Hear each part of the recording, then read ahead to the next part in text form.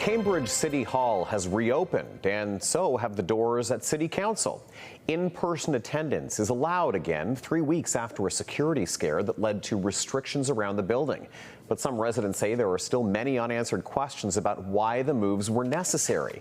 CTV's Krista Simpson joins us now, live from Cambridge City Hall, with more on the unusual situation that's been unfolding. Krista. Well, Tony, some Cambridge residents tell me they feel there is a lack of transparency here, and that's why the way the situation has been handled is particularly upsetting. Some gathered outside of City Hall ahead of tonight's meeting to express their ongoing frustrations. Cambridge City Hall is once again fully open to the public. And for the first time in 3 weeks, they can attend council in person and not via telephone.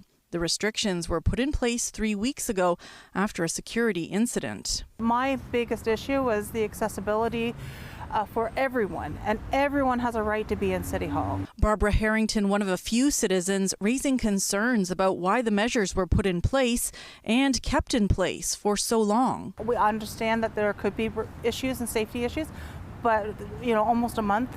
Some gathered outside City Hall Tuesday ahead of the meeting, now open to the public, to express their ongoing frustration. Disappointed in the mayor. In the city's statement announcing the reopening, it says the issues involved persistent disruptive behavior by a member of the public that included threatening remarks, inappropriate conduct on city property, aggressively pursuing contact with staff and council, and gaining access to restricted areas of city buildings more than once. Waterloo Regional Police investigated after a threatening voicemail and say that while a person was trespassed from all City of Cambridge properties, there were no grounds for criminal charges.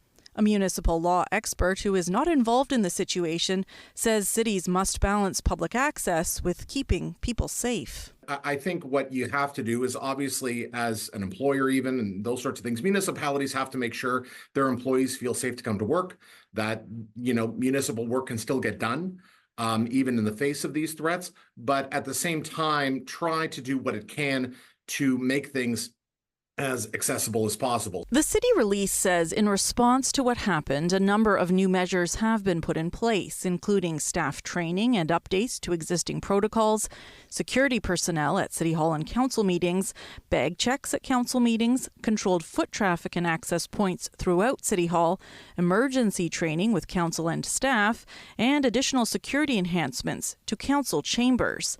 But some Cambridge residents still have questions about the initial decision to restrict public access. We just want them to know that, hey, we're not happy with the way things are going. We have a right to be heard.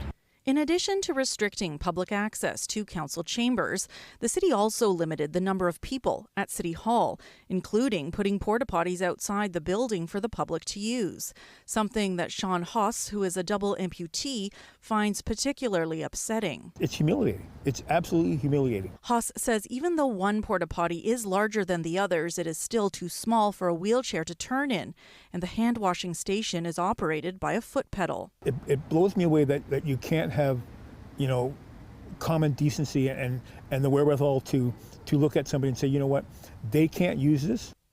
Hoss would like to see more transparency about why measures like this were necessary. I've been hearing different stuff from different people, and it just blows me away that nobody will come up and say, you know what, I closed it, this is the reason why. Everybody seems to be passing the buck or skirting the issue. We requested an interview from the City of Cambridge to discuss the situation, but one was not provided. I am told that it is expected to be discussed or mentioned at tonight's council meeting that starts in about half an hour.